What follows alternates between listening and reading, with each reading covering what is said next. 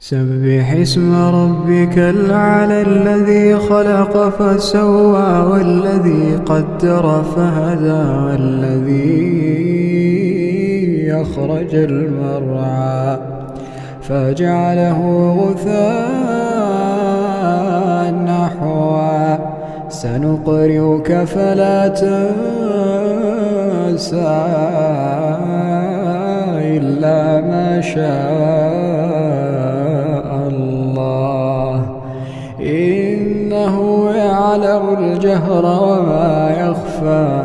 ونيسرك لليسرى فذكر إن نفعت الذكرى سيذكر من يخشى ويتجنبها الأشقى